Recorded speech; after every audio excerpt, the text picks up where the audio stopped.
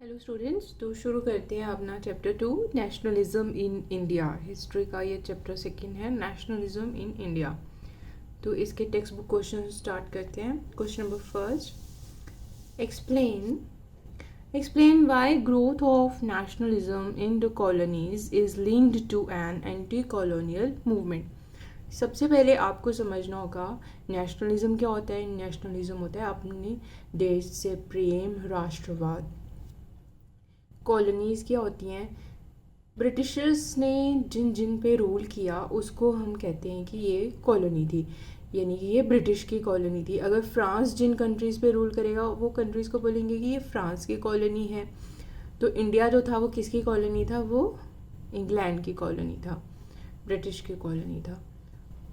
तो आप बताइए, why growth of nationalism in the colonies is linked to an anti colonial movement.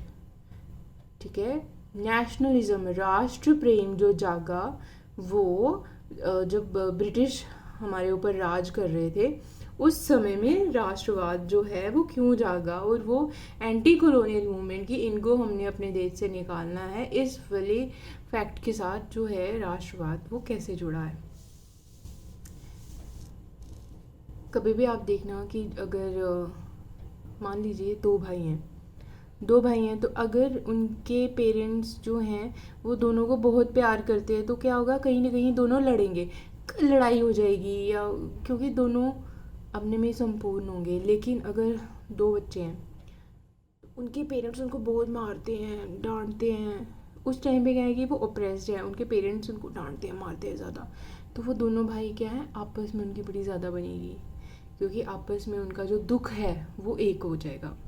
तो वैसे ही the sense of being oppressed, oppressed मतलब दबाना, किसी को रूल करना, the sense of being oppressed under colonialism provided a shared bond, तो एक ही बॉन्ड हो गया ना उनका, shared bond that tied many different groups together, जिसने बहुत सारे डिफरेंट ग्रुप्स को एक साथ बांध दिया, क्योंकि सभी ग्रुप्स जो थे उनके जुल्मों से परेशान थे। People begin discovering their unity in the process of their struggle with colonialism। तो जो पीपल थे, लोग थे, उन्होंने कलोनियलिज्म के अगेंस्ट जो उनकी स्ट्रगल स्टार्ट की, इसी तरह से वो यूनाइट होना भी शुरू हो गए। The movements of freedom struggle were joined by the masses to free themselves from foreign exploitation. तो ये जो फ्रीडम स्ट्रगल थी अब ये शुरू हो गई, जॉइंड बाय द मासेस मतलब बहुत ज़्यादा तादाद में जो लोग थे, अब वो अपने आप को फॉरेन एक्सप्लॉयटेशन से, जो फॉरेनर्स यूज़ कर रहे थे इंडियंस को, इससे अब वो छुटकारा पाना चाहते थे। Thus the growth of nationalism in the colonies is linked to an anti colonial movement. ये लाइन जो है ये तो क्वेश्चन से ही आई, लास्ट वाली। तो आप देखेंगे जब ब्रिटिश के खिलाफ हम लोग लड़ रहे थे, हमारा देश उनसे आज़ादी पाने के लिए, उस टाइम पे हम हिंदू मुस्लिम भी आपस में कोई झगड़ा नहीं करते थे।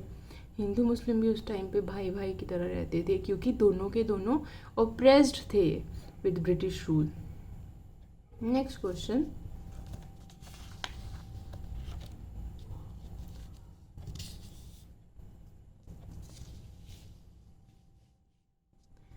How the first world war helped in the growth of national movement in India.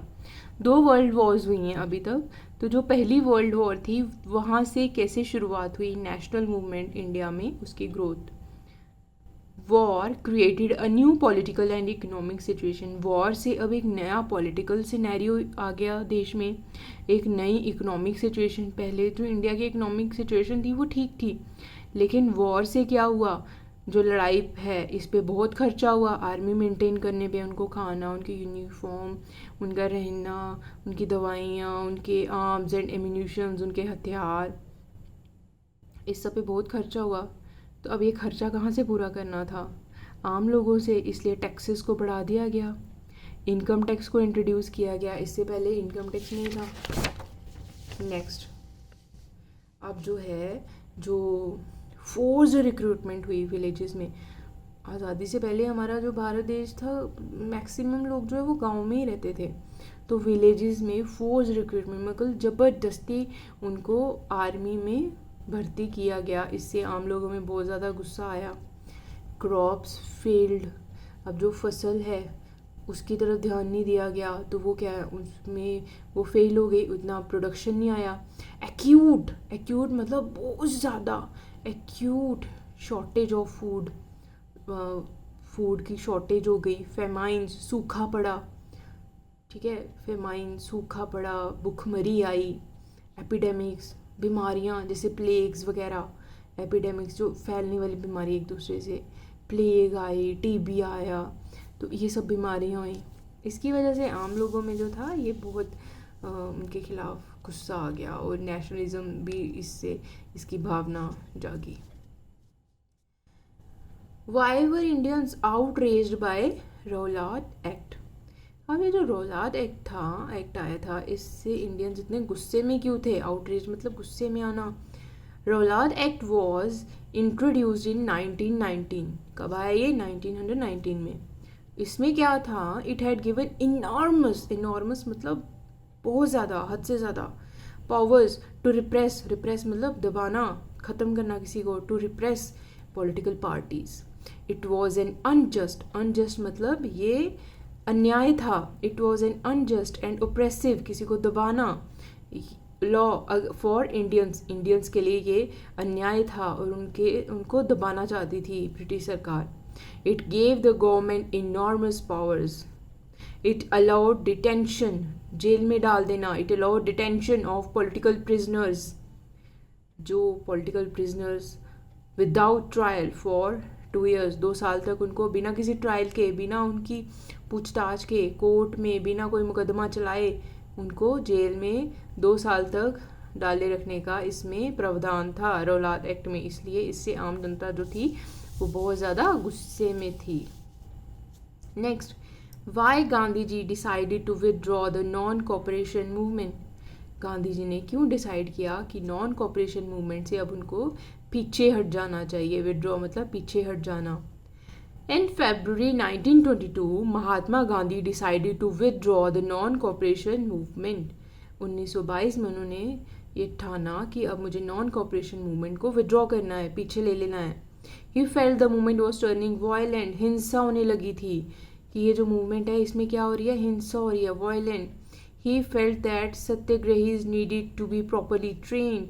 जो भी सत्याग्रह कर रहे हैं, सत्याग्रहीज जो इस मूवमेंट का हिस्सा है, पहले उनको ट्रेन करना ज़रूरी है ताकि वो कोई भी अहिंसा ना करें, कोई भी हिंसा, मार पीट, पुलिस स्टेशन जलाना, इस तरह की हरकतें वो हैं वो ना करें। इसलिए उनको तैयार करना ज़रूरी है फॉर मास स्ट्रगल्स। तो ये पार्ट 1 था सेकेंड चैप्टर का। इसका जो नेक्स्ट पार्ट है वो मैं कल अपलोड करूँगी।